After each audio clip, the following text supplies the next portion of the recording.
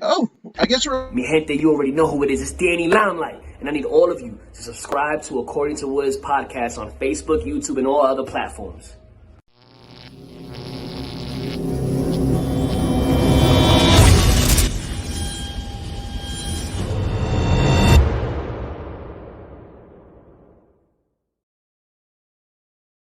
What's good, party people? This is According to Woods, and I'm still having trouble with that intro, but I digress because I have the distinction of having my first New Japan Pro Wrestling contracted talent and somebody who's making their debut for Josh Barnett's Bloodsport 4 literally tomorrow, this time tomorrow, I'll be watching Bloodsport, and this guy will be competing in it. He's the one and only Alex Coughlin.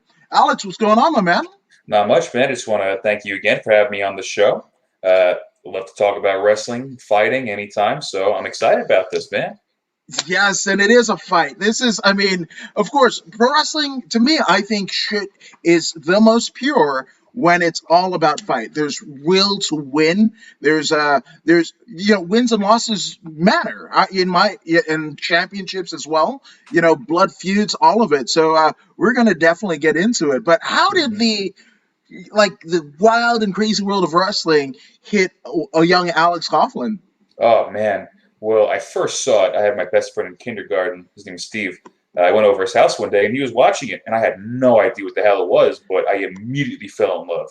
Dove headfirst into it, watched it every night that I could, and ever since then, that feeling never went away. I never grew out of it, so to speak, and thankfully, I'm able to do that as a career now. My dream as a kid here in New Japan. Oh my goodness! Some would even say it's a boyhood dream, right? I mean, I've heard that in wrestling circles before. Hey, it sounds familiar. Yeah.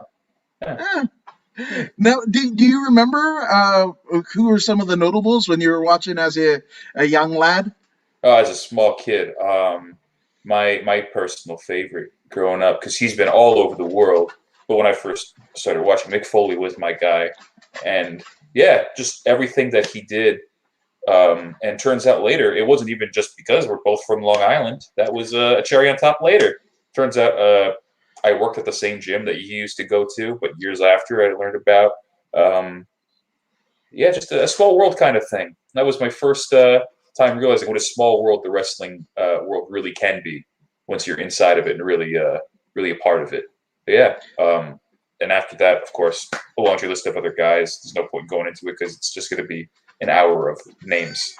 So That's cool. I mean, I'm totally good with that because, the first combat sport, anything that I'd ever watched, right, was Bret Hart, Randy Savage. And it was a weird one where my mom, at a time where you could still do this is like the 80s, but like I was a young toddler falling off to sleep in San Francisco, and we lived in a Victorian apartment. The apartment's up here and the laundromat's down there. So she was like, "Oh, I'm going to go ahead and do laundry. Baby's asleep, whatever." I must have heard the door slam or whatever. And I go berserk. Not John Nord berserker, but baby berserker, right? yeah, And or Zach Wild berserker. Either way. one of the two. Yeah, one The of the Australian industrial metal band, the Berserker. One of them, any of them. Yeah. Could be, or even Men at Work. Could be, right? Many Berserkers, yeah. Yes. Just went one of them. Yeah. Yes. So she goes down. I'm crying. The neighbors, come in, and I'm still crying, even though my mom's there. That's who I wanted, and whatever. So my mom freaks out and is like, "Oh, I'll put on cartoons." It was Saturday. She thought it was just like Saturday. There's going to be cartoons on Saturday night. She's flicking the channels, and then I stopped crying. Well, what was on the screen was in the midst of the, I think, August '87 Saturday night's main event, and it was Randy Savage versus Bret Hart, one half of the Hart Foundation at the time, and I was just like, and that was it. I was hook, line, sinker. That's it. At time and place, you picked the right match at the right time for you, and just planted that seed, man. Well, two incredible wrestlers, obviously, that goes without saying. So, yeah, just picked a good one for you. Yeah, absolutely. So, as you're going through school and what have you, is the pro wrestling bug, is it still kind of entrenched and engulfed in the young Alex Coughlin? The bug was always there. I would talk about it. How much I would talk about it would ebb and flow depending on what year I was in, because there was a point where I realized people really didn't want to hear me talk about wrestling that much. But it was always there, always watching. I really got into the Japanese style when I was in middle school, and I first learned how to access YouTube. I was on the computer looking up all these, the mid '90s New Japan, All Japan, just Japanese style in general. Just seeing all those legends, the pillars, including other guys like the Great Muta, Kensuke Sasaki, Hiroshi Hase, Hashimoto-san, all those guys. And it was just so wildly different from anything that I watched as a kid. And it's like I fell in love all over again in a different style. It's like I discovered Slayer for the first time after listening to Van Halen. They're both great, but god damn it, man, I love Slayer. Yeah. Oh my gosh. I mean, I think it's pretty apropos that you're bringing up Slayer because you're fighting at Bloodsport, and I absolutely believe it's going to be Raining Blood. Oh yeah, there you go. Good tie-in. Fantastic. Yeah. Hopefully not yours. That of your opponent. But I also, as a neutral party, just wanting the I guess the best athletic competition that there is. Like, I want everybody to come away unscathed, but I also know in the back of my mind that's not going to happen. Like, So I'm just saying, it's part of it. I know what I signed up for. I want things to go my way. I'm training for things to go my way. I think things are going to go my way, but they might not. Who knows? I just know that I'm going to fucking fight. If he's going to win, yeah, exactly. He's going to have to pry it out of my fucking cold, dead fingers if he wants that victory. Fucking not going to make it easy. Hell yeah, man. Fucking fight forever. I'm just saying. I will. Yeah. I'm not going to give up. He's going to have to knock me out for that. And again, for those who don't know the rules of engagement for Josh Barnett's Bloodsport, all of the events, it's knockout or submission only. There's no pins. There's no countouts. There's not even any ropes. That's not happening, right? Like, you are mano a mano, and I can say that this time because other than previous incarnations of Bloodsport, there is no female competition, so there's that. But so it is mano a mano come tomorrow night. That's it. Of course, but just before we get too far off the subject, the women of Bloodsport are all fantastic fighters. I saw them in all the past events that they had. Incredible, and it's just unfortunate timing due to prior engagements and injuries. And I'm very much looking forward to, if I get invited back to compete at the next Bloodsport, then I would very much like to meet these women too, and pick their brains too on how much ass that they kick. Oh, yeah. I mean, you can't talk about Japanese wrestling without talking about the Joshis, right? Of course. Yeah. Right. So, I mean, just to have, you had Lindsay Sloan, who's, been on the show before. The Bloodsport champion, of course, the women's champion. Absolutely. But she calls herself the American Kaiju for a reason. She earned that fucking nickname, that's for sure. Jesus Christ. What a badass. Yeah. Yeah. So, at what point do you figure, like, okay, not only am I going to, watch and parlay my love for pro wrestling through just viewing alone, but at what point do you go, oh, I'm going to start training? Till it just built up inside of me, and it came to the point where I was like, why the fuck am I not doing this? If I don't, I'm going to regret it, and I'm glad that I did, because now I'm here. I still can't believe that I am, but I am. It took, started, not super long ago. It took me a while. Life happens. But I started around 2017, really. That's when I really got into it full time. And now I'm here, a few years later. So it just real quick, sorry, you're about to speak. No, absolutely. Bring with it. If there's anybody out there listening, they really want to try it. I don't care how old you are, what kind of shape you're in. Fucking give it a shot. You're never going to know unless you try it. It might not go the way you want it to. It might not be what you think it is. But if it is and you miss out on that, you're going to regret that the rest of your life. Please give it a shot. Do your research on reputable local schools. Try to get into the best shape that you can. Be safe. Be smart. Try it. Just try it. No, I love that piece of advice. And it's not just... Of course, when, after COVID quarantine, when everything opens, everything's safe again, of course. A little asterisk, and again, not to cut you off again, No, but no, yeah, you're again, and I love that you're bringing safety. I mean, this is like hmm you're bringing the safety dance into it. I love yeah. that. If I Yeah. had a hat, I'd be a man with a hat. So hmm mhm. that I You're the man with the understand. hat. There you Yeah, go. there you hmm go. So obviously, what in terms of the journey to the New Japan Dojo, the LA Dojo, where did the formative training happen?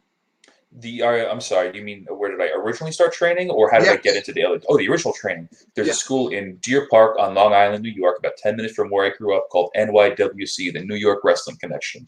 I know That's where this. that's where I first started, and a lot of notable wrestlers today have come through that school. Started. It was opened by Mikey Whipwreck originally. hmm You have guys like Amazing Red, Quiet Storm in Japan, Zack hmm Ryder, Kurt Hawkins, Alex Reynolds, John Silver, a laundry list of guys, and now myself included. Not to toot my own horn, but it's a yeah. If you're on Long Island looking for a good school, I recommend NYWC. Check them out. So, I mean, how long was your formative training there before you had your first match? Because I know that's the goal in mind. Because you're Mm, not taking all of those bumps and the battering of your mm, body not to get some bit of the glory. So, at what mm. point did your first match occur? In For terms of time mm. span.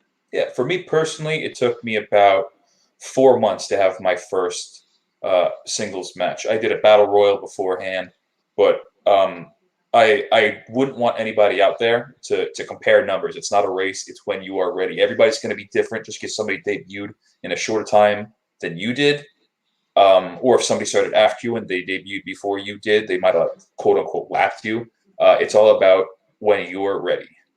Don't feel the need to rush anything. That's how accidents and injuries happen. It's not a race. It's not a contest.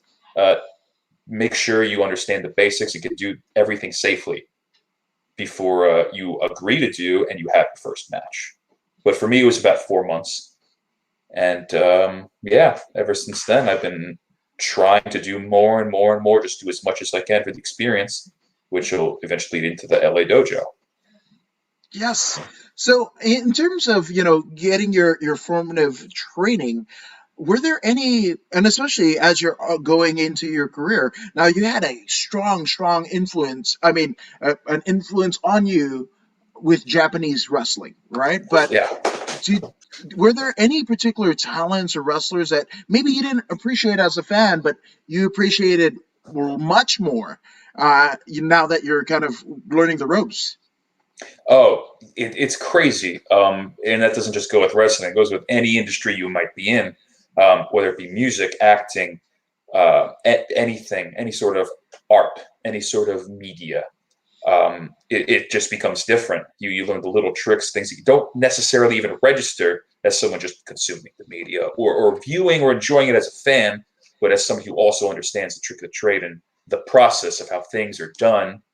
You notice the little things and appreciate them more. So yeah, a lot of guys that really jumped up on my list just from really experiencing it for myself, for sure. That's amazing. So, hmm obviously, I mean, was the plan always to wrestle in Japan? I mean, you were heavily influenced, but I've seen and heard of some people that are like, my dream is to Japan. MVP is a great example, right? We're talking Of about course, New Japan and what have you. The first IWGP Intercontinental Champion that's there correct. Yeah, was, the right? inaugural. The inaugural. You can only be the first once, not twice. That's it. hmm That's Uh, it. so so in terms of that, like he didn't go to Japan until after his WWE career, right? And those Mm. things can happen, right? So was the goal always to, hey, I'm gonna try and go to, maybe the one of the dojos, one of the New Japan dojos. I mean, at the time that you're training, I mean, the New Japan dojo wasn't really a thing, the LA one, but you had to go all the way to Japan. Was that the thought that you had in mind? I would have absolutely dropped everything in my life to move to Noge, Tokyo, to train in Japan. That was always number one. And I'm not just saying this as a corporate suck up or something. That was since I wanted to do this, since I knew I wanted to be a wrestler, I wanted to learn the Japanese traditional way of wrestling. If you're going to do something, you may as well do it right. And I think that's the right way. No, 100%. So, not to get into the methodology or anything like that, right? But when did you get the call that you were going to be? Well, I mean, what like in terms of just coming into the dojo? Like, when did you know, and what point in your career did that happen? So originally, what the LA Dojo was, there were no set classes, no set training. What it was, they opened it up, and you could sign up for these training camps. They were run back in March of 2018 for a few months, every week, 5 days, Monday to Friday. There would be a different class of 30 or so people, and they would come in and train for the week, and they were just advertised as training camps, not tryouts, training camps. I remember I heard about it before they opened it up, of course, as a fan of Japanese wrestling in New Japan. And I heard that they're opening up a dojo in Los Angeles. And I was like, fuck, dude, I got to get there. I got to get there. So I took off of work the night that they opened up the registration. They said 8 p.m. I think it was like February 12th, something like that.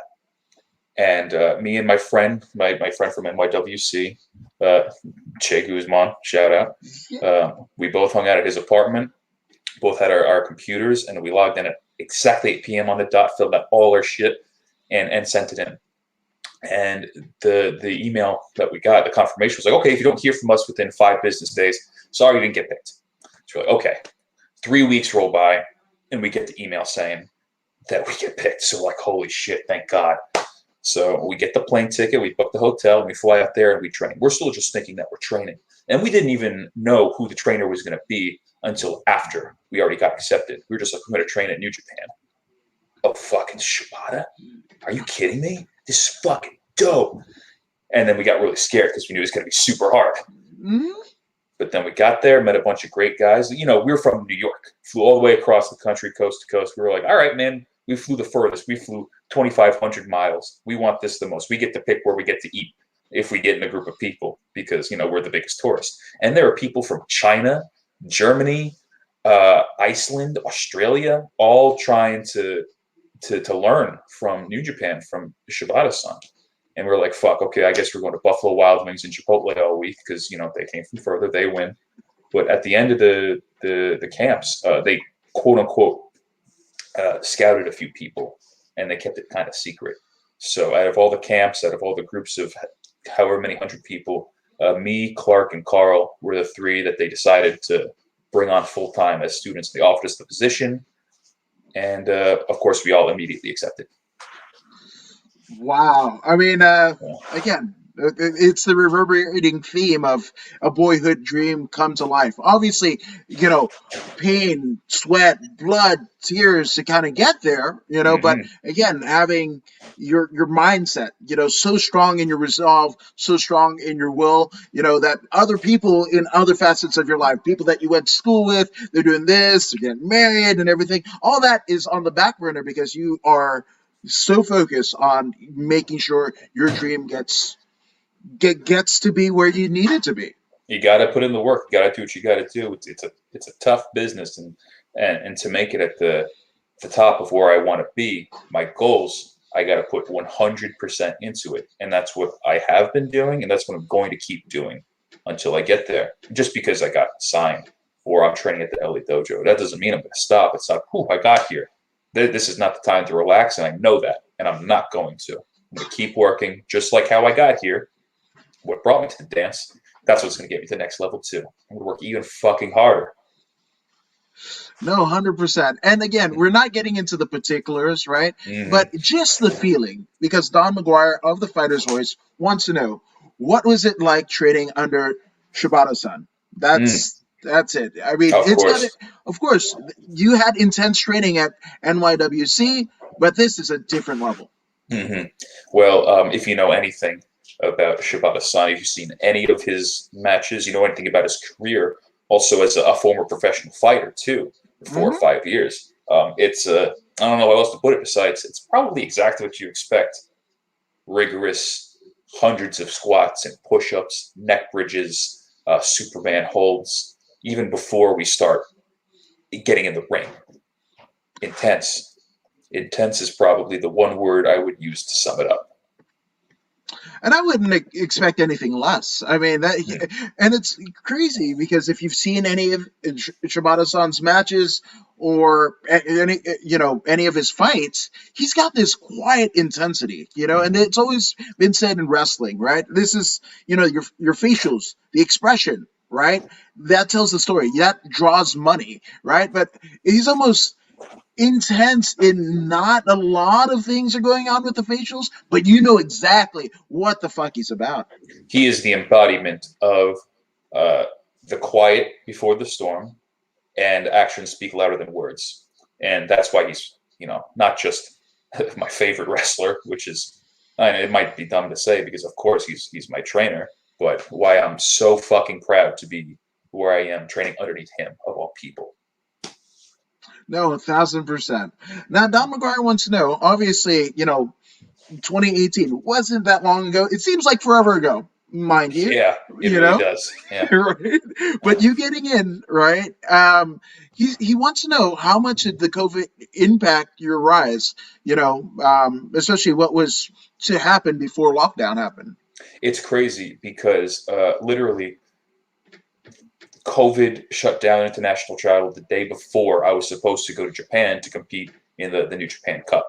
It was advertised I was supposed to wrestle Juice Robinson in the first round, and I haven't been to Japan since then.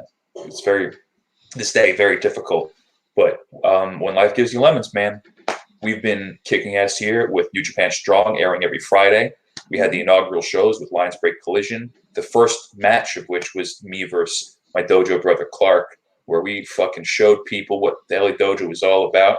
We had a few more matches since, and we're making the best of it. We really want to expand what we're doing stateside while we can. I mean, if we can't go over there, then let's just fucking do it here. Why not? You see us do Yeah, that every Friday. yeah, no, I've got New Japan World fired up, and that's Mm-hmm. actually we're gonna rush right after this and watch the show because Yeah, 7 o'clock. dropping That's tonight, 7 o'clock. I'm just saying. Mm-hmm. So this is a cool thing, right? This is a cool caveat that I think because you, good sir, are the first LA Dojo young lion to compete at Josh Barnett's Bloodsport. Now, Josh Barnett, synonymous with, I mean, he's a legend in Japan, right? There's a reason why the UFC Japan was headlined by him. They had a whole mini series on UFC Fight Pass when that was happening. You Mm-hmm. know, so you fighting on Bloodsport. This is amazing because again, here's a former IWGP champion, former UFC champion, King of Mm-hmm. Pancrase, Metamoris champion, giving you the call, and you are the first to represent that dojo that you wear so proudly on your shirt and on your back. You are the first one to step into Bloodsport. Yes, sir. And while I have to say it's a tremendous honor for Mr. Barnett, and for me to get the call to be invited to such a tournament in the first place. It's like fucking getting the invitation to the Mortal Kombat tournament. I'm going to Shang Tsung's Island to fucking fight to the death, and I can't be more excited. I also have to say that Mr. Barnett is very smart in his choice because from the LA Dojo, I'm the right choice for this. And I'm going to show him and everybody else watching why that's true. Now, I have to ask, right? Because obviously you alluded to the intensity that you are getting at the LA dojo in terms of training, but not to divulge too much into the strategy, but how has it how has it been different in terms of your training for this event? I wouldn't say it impacted my training very differently because from day one, that's what we've been training at the LA Dojo, a very, very similar style. Again, I mentioned before, Shibata-san, former professional fighter, and he fought some really really tough fucking guys too. He knows what he's Mhm. doing out there. So he taught us from day one all these tackles, heel hooks, knee bars, arm bars, all these techniques, and I'm just fucking chomping at the bit to show everybody what he taught me. Yeah, absolutely. So, I mean, like I said, you are the first out of the New Japan LA dojo. So, Don McGuire wants to know, is this a particular, like, is this kind of like the highlight of the career thus far in terms of booking with all the prestige that it's carried? Man, there's been a lot of things to really look forward to in my career. A lot of great things that I've done. I wrestled in the Tokyo Dome. I'm very excited about that. Very proud of that. Bloodsport is something that I've been trying to make happen ever since I saw the first one. That I really, really have always wanted to do this, and I guess you could say it's another dream come true that I get to do it and kick somebody's ass on it. Yeah, kick ass. That's it. And I mean, when you, assuming everything goes your way, right? How proud would you be to kind of lay your victory at the feet of Shibata-san Yeah. after it's all said and done? And it's like, you did this. Yeah, give him all the credit in the world. He taught me everything that I know. Win, lose, draw. My number one priority at this point in this fight is to show the LA Dojo fighting spirit. Again, even if Kratos wins. I've wrestled him before a couple of years ago. He's a really strong fucking dude. He's big. He's strong. And he's a seasoned veteran, too. He's not just some big dude that's slow and moves around. He's fast. He's got a lot of experience. I did my research, not just being in the ring with him, but I watched matches preparing for my fight with him. Guys like Tim Thatcher, which I feel like might have had a very similar strategy that I would have employed. And he knows what he's fucking doing. He's a fighter. He doesn't rely on his size. He's quick. I'm not going to underestimate him. And you'd be stupid, too, if you look at that guy. He's going to be one fucking great opponent to show off what I can do. And again, win, lose, draw, he's going to see what LA Dojo is all about. He's going to see my fighting spirit. Yes. And this is for people that, this is something that you definitely want to look into, and go deep into the weeds with this particular matchup because, Kratos has made tours for All Japan. You are currently at the LA Dojo of New Japan, right? So this is All Japan versus New Japan for all of the tape traders, all the YouTubers. This is pretty historic. In a way, you're absolutely right. I didn't even think about it like that, but I have talked to him in the past, and he has mentioned his training with All Japan. And, we both have experience being there, training in Japan, being there, fighting there. And while it is both in Japan, they are two very different styles, two very different companies. So it'll be an exciting clash, like you say. Yes, I can't wait. This is and I've talked ad nauseum with other Bloodsport competitors. Like, this is my Christmas. This is where the worlds of pro wrestling and MMA, shoot fighting, grappling, submission grappling. This is where it all converges. Like, this is everything that happens after this. Like, that's cool. But like this, and then we're getting 2 in a row. We get tomorrow, and then a week from tomorrow. It's right back to back. This is, I'm in hog heaven, pretty much. Yeah, just enough time to recover from the last fight, just to have another one. It's gonna be just good. Yes, absolutely. So, in terms of, I almost feel like because there's a particular company in the universe, right, that it's saying that you're playing to 1, right? And I can't help but think, because Bloodsport is taking place at an undisclosed location. From what I hear, you guys won't even know until you get a text early tomorrow morning where it's actually going to happen, right? I have no idea. Yeah. No idea, right? It doesn't matter to me. It could be at the bottom of the fucking ocean. It could be on the moon. I just want to fight, man. But it could be. It very well could be. Honestly, it could be. With the fucking connections that Mr. Barnett has, I wouldn't be surprised if he had some at fucking Elon Musk company get us all a private rocket to the moon. That'd be pretty cool. But who knows? We'll see. I don't know. We shall see.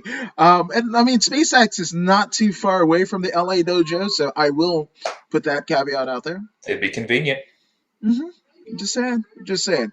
But in terms of, I'm assuming that Josh Barnett and maybe one lone, ordinary cameraman, right? That's probably it. That's probably it in terms of, other than the people that are actually competing on this card. That's it, right? So, is there a little bit of you that just wants to go, I want to make Barnett proud of his pick of me? Oh, absolutely. That's what I'm thinking. Not only have I been put in contact with him for Bloodsport, I've met him numerous times before. He invited me to train with his Fate team a handful of times before, and I'm very gracious of them to let me train with them. I'm very thankful for that. I learned a lot with him and his fight team. I'm sure many of who you said you've interviewed before on the show, and yeah, man, just I'm excited to show not only what Shibata-san, but also what Mr. Barnett has taught me, and I'm going to try to do my best. Yes, and that's a cool thing, right? Where, I mean, you guys have all been hand selected because it seems like just over the course of these interviews, like a lot of you have trained and grappled with Josh Barnett, right? So he Mm-hmm. knows when he's making that pick, it's not for naught. I mean, it is. It's a mastery of fight knowledge that comes with who he is as a person, what he likes in both his professional wrestling, grappling, and MMA. Right. So these picks, these are Josh Barnett's love letters to combat sports. Absolutely, and like you said before, UFC legend in Japan, former heavyweight champion. If there's anybody that knows anything about fighting, it's him. If you get in the ring with him, and then he handpicks you for his personal event where he wants the best of the best, that means that you're good. I can't think of a better stamp of approval than that. I can't either. Now, Little Diesel 408, who is actually competing at Pisces Fight Night in a few short days. Very cool. So shout out to you, Little Diesel. But looking great. Always love to tune into your podcast. I thank you so much. But he says he's got a question.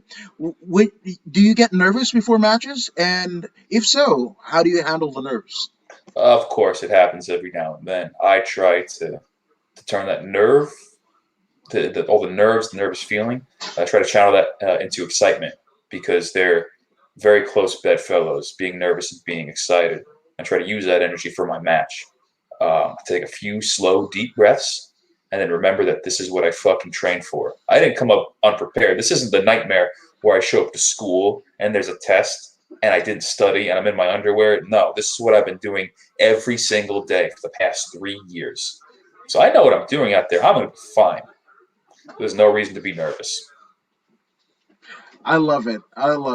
Now, obviously, you have people in the dojo, the training partners, right, that can kind of help you prepare, right? Mm-hmm. So, in this particular fight camp, like, has it been a team effort, and they're kind of a la, Hoist Gracie in the first iterations of the UFC, and you guys or Team Taz back in the ECW? Is it kind of like that, or are there some bigger guys that you're like, oh, I want more rounds with them because this might emulate Kratos a bit? At the end of the day, well, not to my own horn again, but I'm the biggest of the LA Dojo guys. So, sometimes I like to keep the guys an hour or two after our normal practice, just so I can get some few extra rounds to prepare for events such as these. And they've all been super helpful in that regard, between Carl, Clark, and Kevin, and the DKC, the two newer guys in the dojo. I can't thank them enough for all they've done, not just for my Bloodsport preparation, but in all of our training collectively ever since we've all been here. Yes. Now, aside from wrestling, you are a musician, aren't you?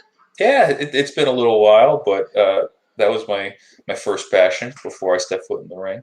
And a drummer, right? That's correct. Yeah. So, in terms of your drumming style, right?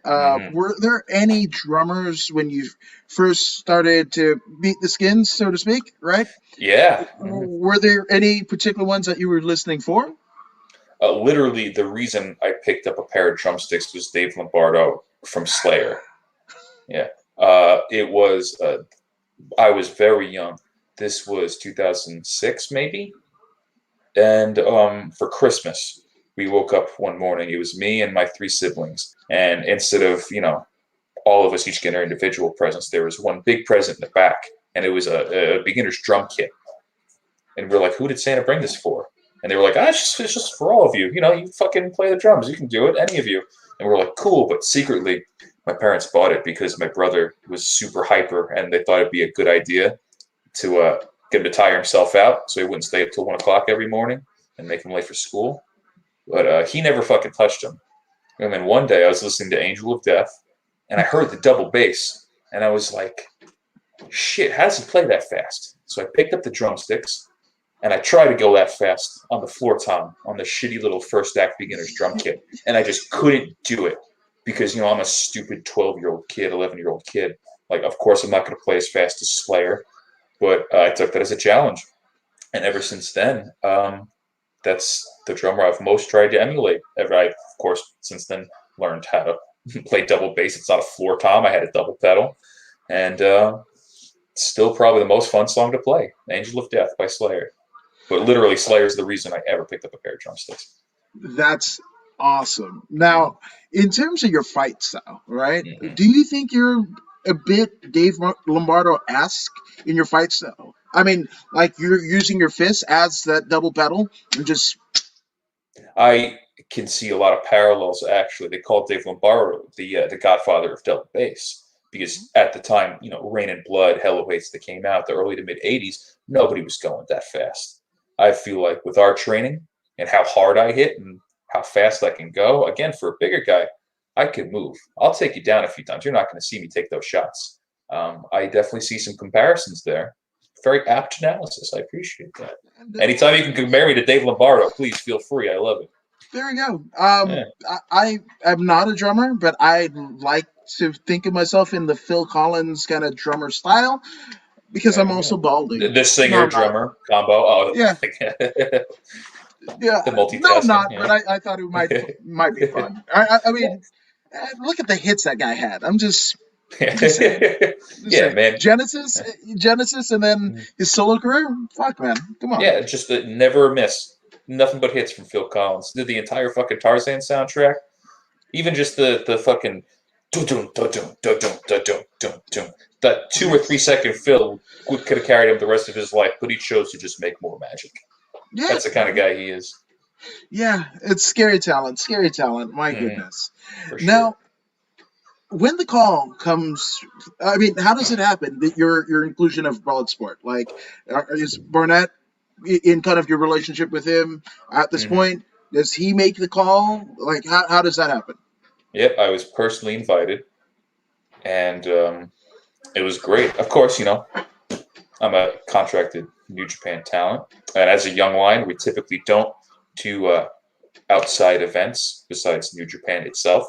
But even the company was like, yeah, show the world what you could do. We believe in you. So I'm very grateful for that. And I'm very grateful for tomorrow when I get to prove to them that they made the right decision to let me go. Oh, yes. And I also have a bit of gratitude, not just to you, but also to the officers of New Japan, because, again, you are a contracted talent. So if not for them, this very podcast couldn't happen. So, yeah. Shout out to the New Japan office. Yeah. Hell yes. Man, it makes me so good when I get to justify to my wife that, that $10 for New Japan World. It's like, hey, they got that interview. Just like, yeah, man, you got it. Fuck yeah. Yeah. I mean, the fucking phenomenal matches. Like, I can go back to see, like, AJ Styles and Nakamura when it was actually done good. Not at WrestleMania. Yes. Oh, God. Ooh. Yeah, I mean, it's obviously your coach, right, is Shibata-san, right?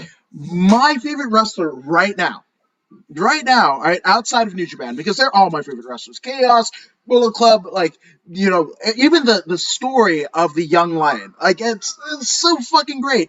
You train in the dojo, learning everything. You get, glimmers of hope at shows here and there, whatever, and you only have, like, everybody talks about, like, John Cena's 5 moves in Doom, but you only get a limited array of moves, and it's just how you put it together. And anybody great in any field is their ability to master the basics and use it for you, right? And absolutely. Right? And then you're off. Excursion you go, right? And then you come back, and you're bigger than shit. Like, I just, methodically, I love it. I fucking love it, right? But it's a tried and true system, and again, very proud to be a part of it. You can just see the countless talents that have gone through the system that uphold the industry standard to this very day. Yes. So, again, aside from New Japan talent, which I think, start to finish, New Japan tells the best in ring stories, bar Mhm. none, in not just wrestling history, but current day wrestling. And that's not disparaging to any company at all, but it's just, for my money, that's where it is, right? But there was also another young lion, much like Shibata's son, who made his foray into MMA, right? That is the one and only King of Strong Style, Shinsuke Nakamura. Mhm. So, uh, your thoughts? I mean, you're a fan, right? Uh, Tell me about like Nakamura. Like that's obviously you did. He was gone after. I mean, before you got to the dojo. But like in terms of as a fan, like he he has it pretty well together. The charisma, the fucking kick assness. Hmm. Yeah, not just history with the company, but also history with Shibata-san. When Mm-hmm. the trio of him, Tanahashi-san, and Nakamura-san, they were the new Three Musketeers. Yes. Fans were very much looking forward to seeing the three of them grow and develop as wrestlers together. And sometimes they clashed. Mm-hmm.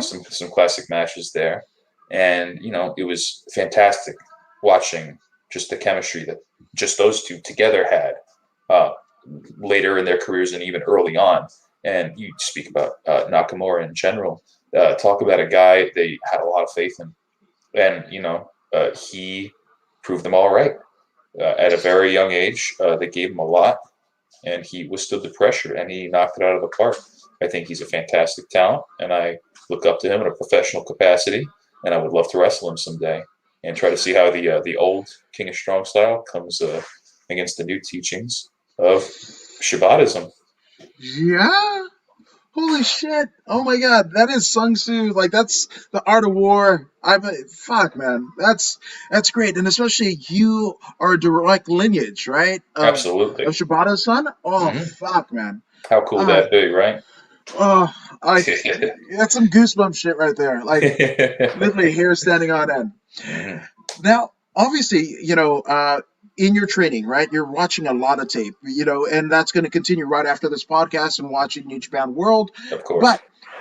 are there any particular matches that you just kind of like you harken back to, regardless of where you are in your training? You gotta go like, like that's the greatest hits. Like, what Hmm. would that be for you?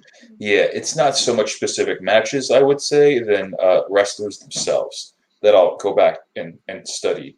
Because I can go back and watch a match that I've seen 100 times, and that's always great. But I'd rather try to find something that I haven't before Hmm. and try to pick something new that I might be able to try and use myself.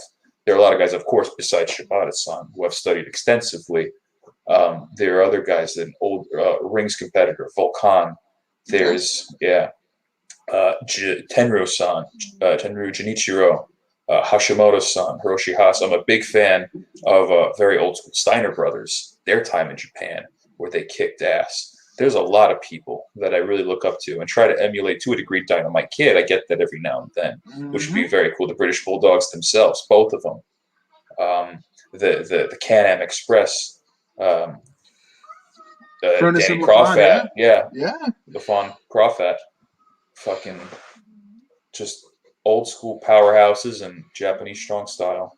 That's what I eat for breakfast. That's a good fucking breakfast. That's why you're a big young hoss that you are. Fuck, man. Hell yeah. Hell yeah. Now, aside, you mentioned the British Bulldog, and shout out to not just Harry but also Georgia, who's been on this podcast. Oh, His fantastic. daughter, Very yeah, cool. Huh. tremendous. So, Hmm. are there any other matches? Obviously, who, assuming that you're not getting medical attention and the ice bag and what have you, but if you could see any matches, from wherever secret location that Bloodsport take place, are there any matches, just as a fan of the art of pro wrestling, outside of yours, that you're looking forward to? Yeah. Well, you just said Harry Smith, the British Bulldog. I actually wrestled him. It was one of my first matches with the company. I believe it was Nashville in the New Beginnings tour. And man, I'm not gonna lie, he whipped my ass. 6'4", 250, 260. I actually, he comes through every now and then. He trains alongside with Mr. Barnett. He's been doing catch wrestling for a long time, and every now and then I'll have the absolute pleasure to train alongside him too. And he's incredibly strong. And the things he's done to me in that match and in that training, I would love to pick apart and watch him do to somebody else, so I can get a better view of it and maybe take a couple tricks for myself. So absolutely him, but every competitor, Bloodsport, again. Because again, if you're handpicked by Josh Barnett, you're an ass kicker. So I'm looking forward to seeing every single match on that card. When I'm not preparing for my fight, I'm going to be watching every single fight. It's going to be one hell of a show. Hell yes. And again, if you guys haven't already done so, Bloodsport.watch is where you can get the entire, the entire Josh Barnett Bloodsport 4 card and the forthcoming Josh Barnett Bloodsport 5 next weekend. So it's going to be a hell of a deal. Mm-hmm. Don McGuire, I kind of wanted to ask this, but I love that Don McGuire asked. You said, in your match with Kojima-san, what did you take away from that matchup? Because, fucking Satoshi Kojima, former NWA champion. I just love him. But go legend, ahead. absolute legend. Again, that match was kind of an accident. I wasn't originally supposed to wrestle Kojima on that tour. It was the card had to be reworked because Carl Fredericks suffered an injury to his shoulder midway through the tour. So there had to be some things that were shuffled around and rearranged. And last minute, they were like, okay, you two fight. And he's somebody I looked up to at that point. And I still do, of course. Him, Nagata-san, Tenzan-san, Kabe-san, now retired, Nakanishi-san, all the old heads, just the experience, just the champions, just the incredible legends that they are, a chance to learn from them and to chop the fuck out of them is an opportunity that I'll take any day. And I learned a lot. I learned that, fucking he eats all that bread. He's got some big-ass arms. That lariat knocked me into next week. Killed me. He's, even to this day, one of the strongest dudes I've ever met. But I'd say my biggest takeaway is I have to learn how to control my pacing a little bit better.